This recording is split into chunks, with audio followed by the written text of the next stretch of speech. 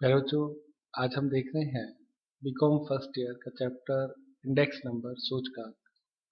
इसमें हमने इससे पहले जो क्वेश्चन किए वो आप प्लेलिस्ट में देख सकते हैं, जो कि सिंपल इंडेक्स के थे। और अब जो क्वेश्चन स्टार्ट हुआ है वो आपके वेटेड इंडेक्स के हैं। तो आप यहाँ पे हेडिंग डाल दें वेटेड इंडेक्स।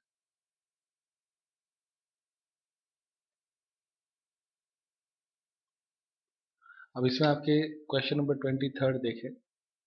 निम्नलिखित सूचकांकों से समंकों से सूचकांकों की रचना कीजिए। Calculate index number from the following data. Article A B C D और ई दे रखा है। स्टैंडर्ड प्राइस दे रखी है। तो स्टैंडर्ड प्राइस जो होती है ना वो P0 होती है। क्या होती है बच्चों? बेस ईयर प्राइस को स्टैंडर्ड प्राइस बोलते हैं। और ये जो 2012 है और 2013 है ये P1 है और ये भी P1 हो जाएगा। अब आगे क्या लिखता है? वेट। तो W दिया हुआ है, तो W ये आपके सारे दिए हुए हैं, उनको अपने काम लेना है।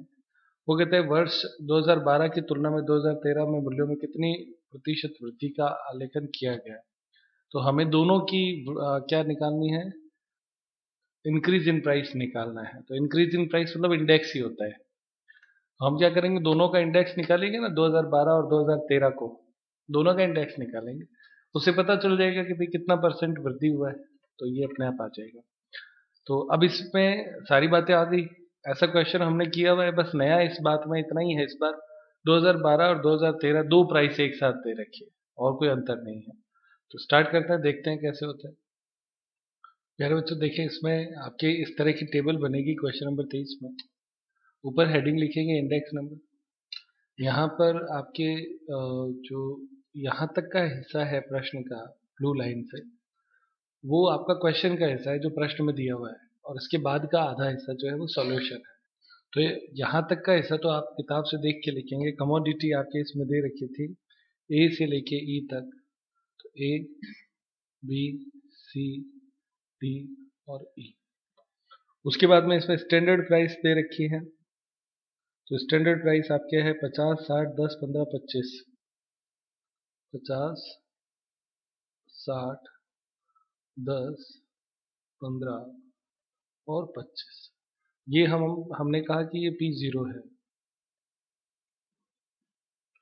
उसके बाद में आगे आपके दे रखा है 2012 की प्राइस 75, 60, 12, 18 और 35। 75, 60, 12, 18 और 35। ये P1 है। उसके बाद में अगला वो आपके दे रखा है 100, 75, 15, 21 और 40। 100, 75, 15, 21 और 40। ये भी आपका P1 है। लास्ट में दिया हुआ है W 40, 25, 5, 20 और 10। बच्चों यहाँ तक जो मैंने लिखा है वो सारा आपका क्वेश्चन का पार्ट है, क्वेश्चन में दिया हुआ होगा। अब सॉल्यूशन यहाँ से स्टार्ट होता है। सबसे पहले 2012 को का आर कैलकुलेट करना है। तो आर का फॉर्मूला क्या होता है बच्चों? P1 upon P0 into 100। तो यहाँ पे देखो 75 में 50 का भाग देना है, इंटू 100 करना है। पहले का आएगा 150, तीसरे का, चौथे का, पांचवे का। कोई दिक्कत नहीं बच्चों, आसान। अब इसी तरह से 2013 का कैलकुलेट करना है। तो इसमें इसका भाग दो। तो 100 से 200, फिर 125, 150, 21/15,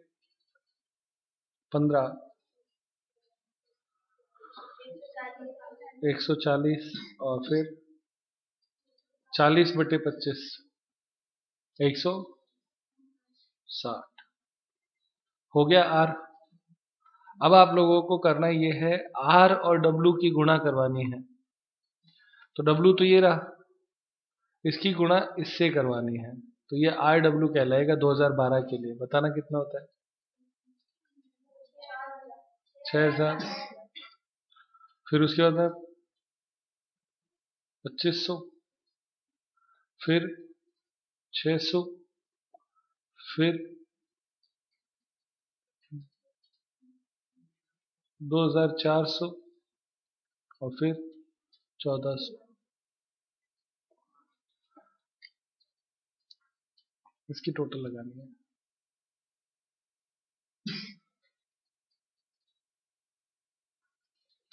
अब इसी तरह से इसका देखें। अब इसमें क्या करेंगे? 200 इंटू 40, हाँ बेटा 8000। फिर इसकी गुणा इससे करवानी है 3125, 7500, केवल 750, ठीक है।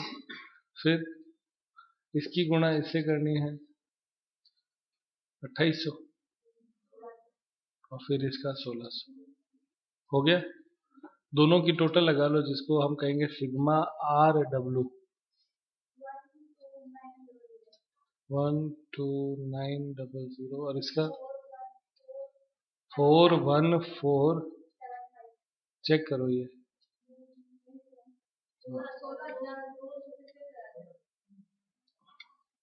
16250। अब आपके आर डब्ल्यू आ गया ना, तो इसका इंडेक्स कैसे कैलकुलेट होगा? तो इंडेक्स का फॉर्मूला होता है आर डब्ल्यू अपॉन डब्ल्यू।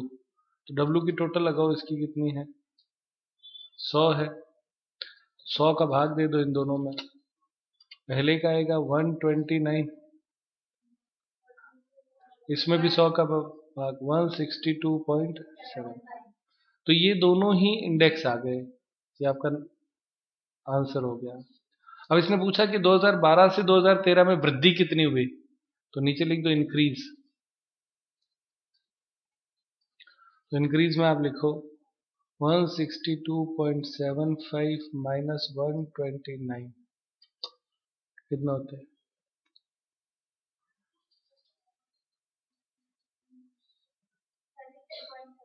37। कोई दिक्कत करो?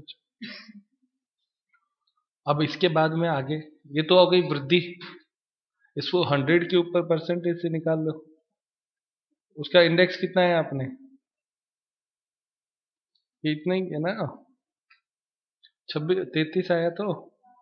अब इसके बाद में परसेंटेज में और निकाल लो इसको, 33.75 डिवाइड बाय 129 इंटू 100।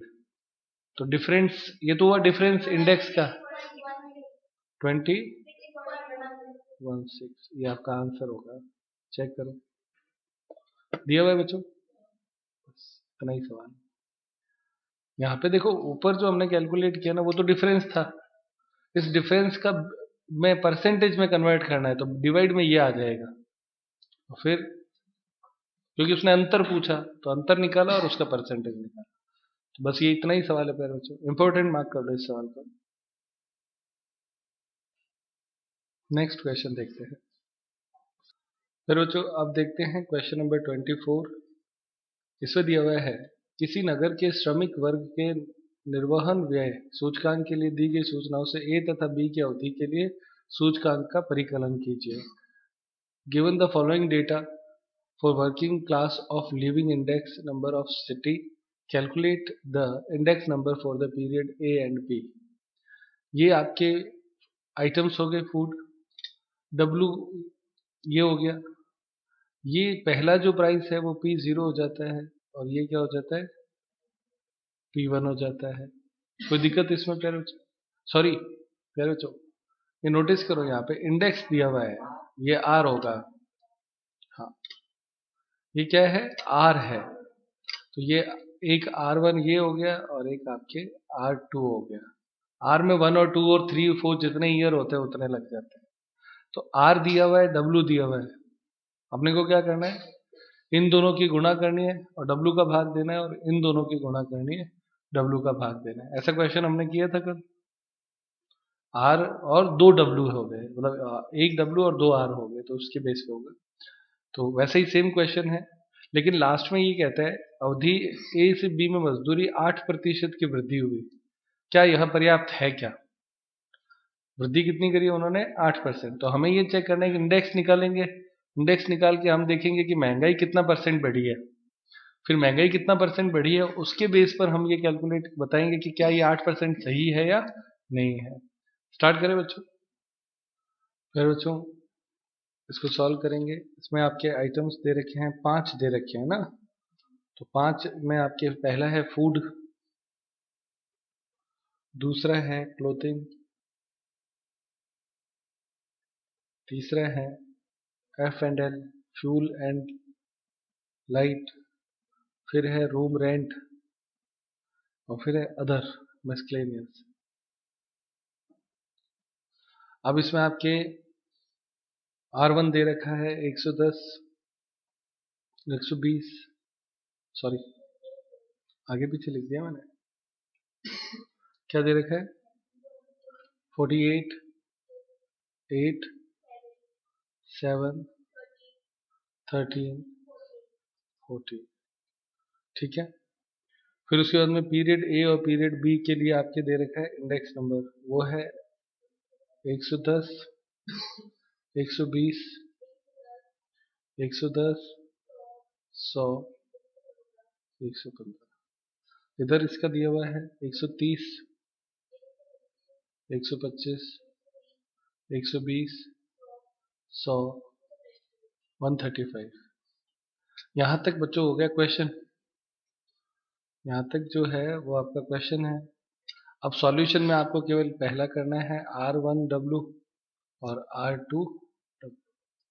1 2 का मतलब समझ में आ गया, जितने इंडेक्स दे रखे उतने R1 R2 R3 लगते जाएंगे। इन दोनों की गुणा करो,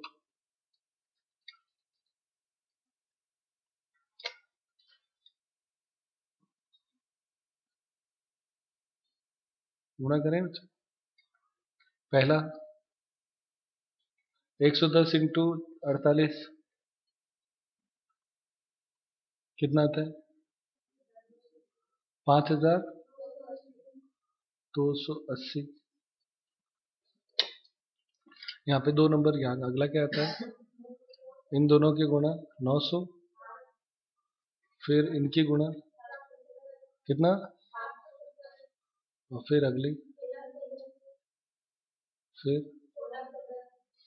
1600, टोटल 9920। अब इसकी टोटल बताएं इधर, 6240, 1840, 1300, 1800, टोटल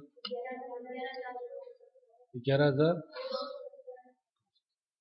RW हो गया, W की टोटल कितनी है? 90।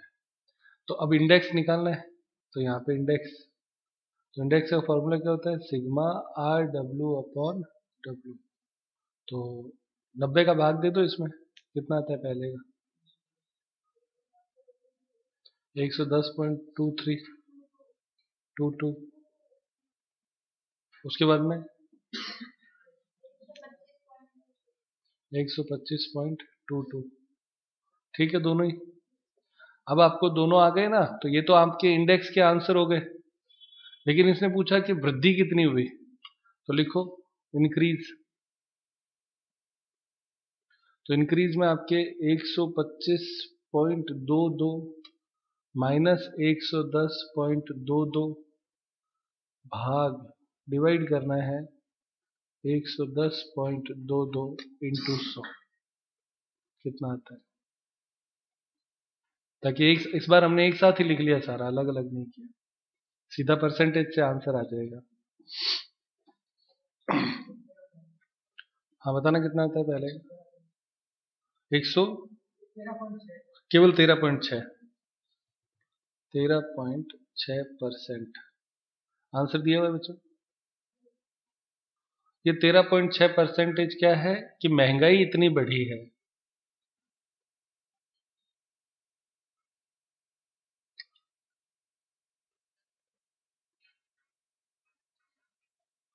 महंगाई में वृद्धि कितनी हुई है 13%, जबकि उसने महंगाई बढ़ाई कितना था परसेंटेज 8। तो उसने पूछा था कि क्या ये सफिशिएंट है, तो हम लिखेंगे 8% वृद्धि पर्याप्त नहीं है। इंग्लिश में लिख लेना 8% इंक्रीज इज नॉट एडोक्वेट या इन एडोकेट। ओके, इतना ही सवाल है प्यारे बच्चों। किस किस को समझ में आया हाथ पे करें। Very good. नेक्स्ट क्वेश्चन प्यारे बच्चों, अब देखते हैं क्वेश्चन नंबर 25।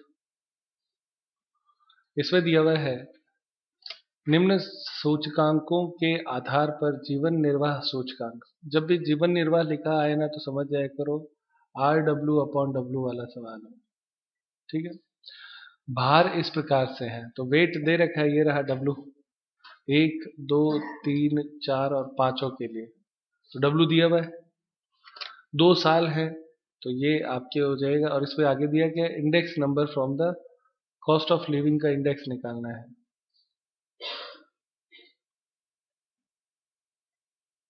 इंडेक्सेस दे रखे हैं ये भी, तो ये आपका R1 हो गया, ये आपका R2 हो गया। वो कहते हैं कि उन्होंने 5% वृद्धि करी है वेतन में, क्या यह पर्याप्त है। सेम क्वेश्चन हो गया, HW लिख लो। ये सॉल्व करेंगे, नीचे आंसर दिया हुआ है देखो बच्चों। वो कहता है कि 4.71% वृद्धि बढ़ी है और वो इसको 5% दे रहा है, तो हमने कहा कि नहीं सही है, ये एडवोकेट है, पर्याप्त है। सही है ना। तो ये आप इसको करेंगे, HW में आंसर मैच करेंगे। सारी चीजें समझ में आती है। सेम क्वेश्चन है जो अभी हमने किया है। नेक्स्ट क्वेश्चन देखिए, क्वेश्चन नंबर 26। आज हमने पहला सवाल कौन सा किया था, 22 किया या 3 किया था, 23 किया था। तो इसमें आप लिख दो सेम एज 23 और HW। और इसमें देखो वेट यहाँ पे दिया हुआ है, ये रहा W। स्टैंडर्ड है ये P0, ये P1, ये P1। तो इसमें आपको R पहले कैलकुलेट करना पड़ेगा, R1, और दूसरा करना पड़ेगा R2। फिर W दिया हुआ है, गुणा करनी है। सेम क्वेश्चन है जो हमने आज किया था, HW मार्क कर लिया आपने, दोनों क्वेश्चन करके ला। फिर तो देखते हैं क्वेश्चन नंबर 27। इसमें दिया हुआ है निम्नलिखित समांकों से वर्ष 2012 को आधार मानकर 2013 के मूल्य सूचकांक का परिकलन कीजिए, भारित समूही रीति के आधार पर करना है। ठीक है। यहाँ पे आप देखो दिया हुआ है कमोडिटी। इस बार पहली बार अपने पास क्वांटिटी आई है 2012 की, तो इसको हम कहते हैं Q0। क्या कहते हैं, Q0। ये प्राइस है 2012 की, ये P0, और ये आपके है प्राइस 2013 की यानी P1। ठीक है ये बात। अब अपने को क्या करना है, इसमें W जो है वो कैलकुलेट करना पड़ेगा। क्या करना पड़ेगा, कैलकुलेट करना पड़ेगा। तो देखिए, तो W कैलकुलेट करने के लिए बच्चों W का जो फॉर्मूला होता है वो होता है P0Q0। ठीक है, क्या होता है, P0Q0। अब इसमें देखो ये एक आप अंडरलाइन करें, इसने कहा है कि aggregative weighted aggregative expenditure method ये यूज करनी है। तो इसके लिए आपका जो फॉर्मूला होता है वो आप लिखें, index equal to sigma P1Q0 upon P0Q0। तो इस बार R कैलकुलेट करने की जरूरत नहीं पड़ेगी, P1Q0 की गुणा करनी है और P0Q0 की गुणा करनी है। इसको हम याद रखने के लिए कह सकते हैं 10/00। सही है ना, इंटू 100 हो जाएगा, तो इंडेक्स आ जाएगा, इसमें भी लिख देना। हो गया सवाल, समझ में आ गया। अब करेंगे कैसे, तो इसने कहा 10, 10 का मतलब P1Q0, यानी इसकी गुणा इससे करनी है। ये एक हो गया, सही है। और दूसरा क्या कहा, P0Q0, इसकी गुणा इससे करनी है, दोनों जीरो, ये दो हो गया, दो कॉलम बन गए। फिर जो इसका टोटल आएगी उसमें पहले कॉलम में दूसरे कॉलम का भाग देना है इंटू 100 का लेना। सही है, समझ में आया पूरा बच्चों? कोई दिक्कत इसमें? सॉल्व करें, चलो देखते हैं, बोर्ड पे देखें तो और अच्छे से समझ में आ जाएगा। फिर बच्चों टेबल बनाएंगे, इसमें हेडिंग लिख दो इंडेक्स और इधर लिख दो वेटेड एग्रीगेटिव मेथड। इसमें आपको सबसे पहला काम करना है, कमोडिटी ए से एफ तक है तो आइटम्स लिखें ए बी सी डी ई और एफ। उसके बाद में इसमें आपके Q0 दे रखा है, फिर P0 दे रखा है और फिर P1 दे रखा है। मैंने इस बार ईयर नहीं लिख के सीधा आंसर कर रहे हैं तो इसको नंबर दे दिया है। अब सबसे पहले क्वांटिटी जो है वो दे रखी है 100, 25, 10, 20, फिर है 65 और फिर 30। इधर आपके P0 दे रखा है 8, 6, 8, 6, 5, 48, 15 और 9। और ये आपके दे रखा है 12, 7.50, 5.25, फिर 52, फिर 16.50 और फिर 27.00। ये यहाँ तक बच्चों क्वेश्चन है, ये याद रखेंगे। तो क्वेश्चन तक तो हमें दिमाग नहीं लगाना है, अब सवाल यहाँ से शुरू होता है। एग्रीगेटिव मेथड का है ना, तो यहाँ पे इंडेक्स का फॉर्मूला लिख दो, ये फॉर्मूला याद रहेगा ना तो अपने आप हो जाएगा, sigma P1Q0 upon sigma P0Q0 into 100। अब अपने को ये दो कॉलम और बनाने हैं, आंसर इन्हीं में आना है, P1Q0 और दूसरा P0Q0। P0Q0 W होता है। अगर आप R वाली RW मेथड से करेंगे ना बच्चों, सुनना, RW वाली मेथड से करते हो तो भी आंसर सेम ही आता है, पर चूंकि इसने नाम एग्रीगेटिव मेथड लिख दिया तो हमने ये फॉर्मूला लगा दिया। अगर हम इसको R से करते तो भी हो जाता। अब आपके 10 है, 10 का मतलब कौन कौन सी गुणा करनी है बच्चों?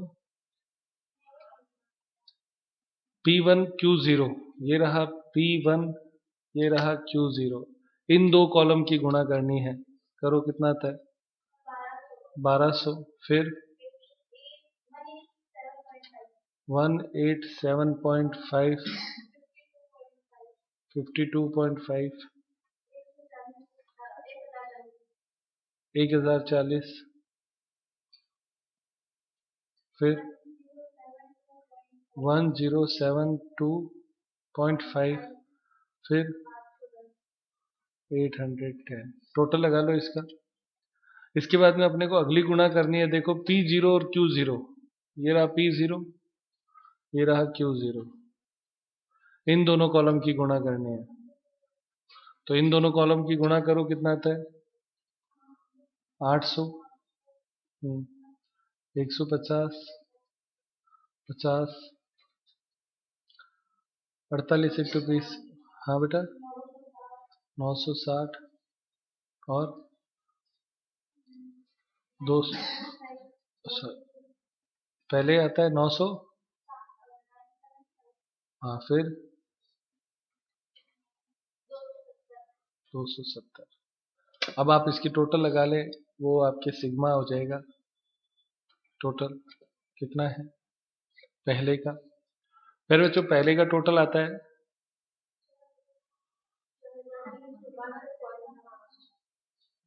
4000, कैसे हुआ? हाँ ठीक है, 4062 पॉइंट, और दूसरे का 3205। अब ये फॉर्मूला लगा सकते हैं, 4362.5 डिवाइड बाय 3205 इंटू 100 कितना आता है? 136.11। आंसर दिया हुआ है? हाँ बच्चों, दिया हुआ है। गुड, ये आपका आंसर हो गया। कोई दिक्कत है बच्चों? इतना ही सवाल है। आज की क्लास यहीं समाप्त करते हैं।